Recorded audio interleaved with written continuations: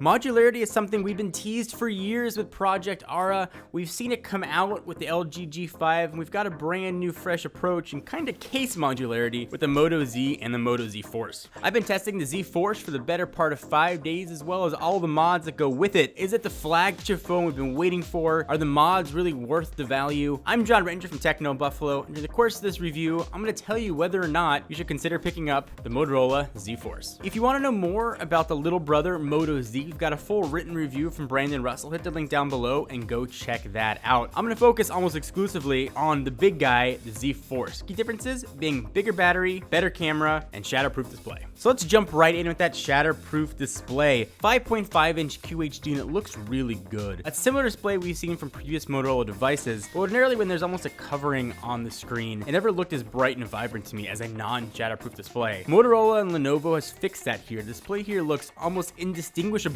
from the Moto Z, so it's safe to say it looks really good. This design language is totally new for Motorola, and the Z and the Z Force look almost identical, save for a few millimeters in the middle. I've been tough on manufacturers in the past for camera humps, and the Droid Z Force has a gigantic camera hump, but it actually serves a purpose. When the mods are snapped in place using the 16-pin connectors towards the bottom of the device, the camera hump actually keeps those mods in place. When you have a case snapped on or a module popped on, the camera hump almost goes away. The rest of the phone looks and feels really premium, and you'd almost expect that nowadays. The metal build feels cool to the touch, and it's got that modern slab thing going for it that I really like. The volume buttons and power buttons are very small and placed towards the top of the device. It's going to take some getting used to, but oddly, you don't have to use the power and lock button to lock your phone. You can use the fingerprint sensor to do that. You can put your finger on it, of course, to turn the display on. But you can also put your finger on it to turn the display off. As much as you're going to want to try and push that in like a button, it is not going to push in for you. I couldn't really mention design without talking about I/O, and that's just really a single port now, a USB-C port. And yes, it does have turbocharging. You'll get about 15 hours of battery life in 15 minutes. But what you don't have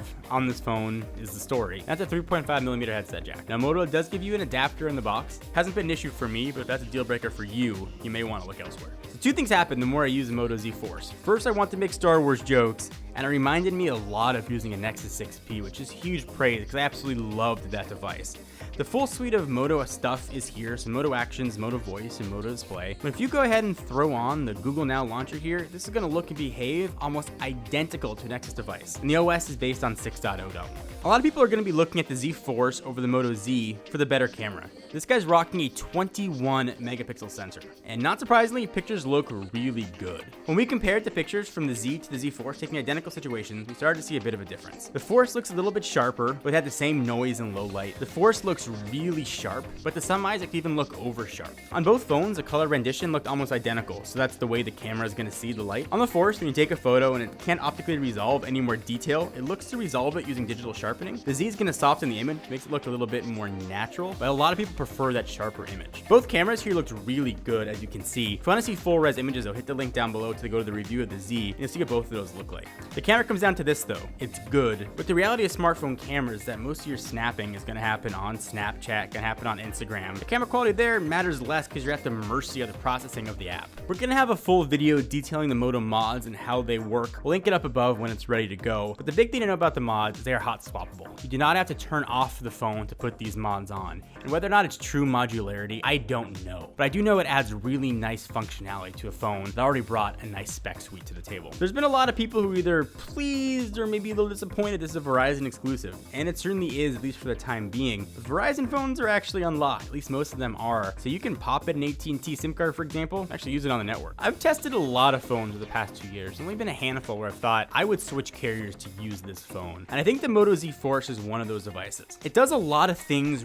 really well, while maybe doing nothing absolutely outstanding, and some of its parts are really good. So the question I asked at the beginning, would I buy this phone? The answer should be a resounding yes. Yes, I absolutely would, and I think you should too, with the one caveat of that 3.5mm headset jack. If you can live without it not being there, you're gonna get an incredible phone. So what do you guys think about the Moto Z and the Z Force? I really want to have a conversation with you about it. Leave it in the comments down below and give the video a giant thumbs up. We always appreciate it. So next time, I'm John Ranger from Techno Buffalo.